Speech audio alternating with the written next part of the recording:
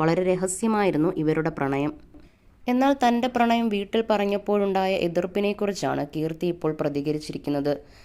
തൻ്റെ സുഹൃത്തിനോടാണ് കീർത്തി ഇക്കാര്യങ്ങൾ പറഞ്ഞത്. നടിയുടെ സുഹൃത്ത് പറയുന്നത് ഇങ്ങനെയാണ്: ഒരിക്കൽ വിജയെയും കീർത്തിയെയും കുറിച്ച് വലിയ ഗോസിപ്പ് വന്നിരുന്നു. തുടക്കത്തിൽ ഞാനും അത് വിശ്വസിച്ചു. ഒരു ദിവസം കീർത്തി എന്നെ വിളിച്ചു.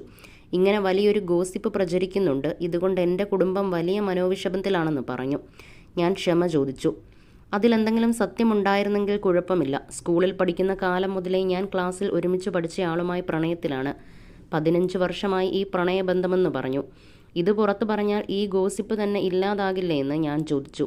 എൻ്റെ വീട്ടിലെ അനുവാദം ലഭിച്ചിട്ടില്ല, അതിനുവേണ്ടി പോരാടുകയാണ്. അതിനാൽ ഇക്കാര്യം പറയാൻ പറ്റില്ലെന്ന് കീർത്തി പറഞ്ഞു. അദ്ദേഹം മറ്റൊരു മതസ്ഥനാണ്. വീട്ടിൽ നിന്ന് അനുവാദം ലഭിച്ചാൽ മാത്രമേ ഇക്കാര്യം പുറത്തു പറയുകയുള്ളൂ എന്നാണ് കീർത്തി അന്ന് പറഞ്ഞത്. പയ്യൻ്റെ ഫോട്ടോ വരെ എനിക്ക്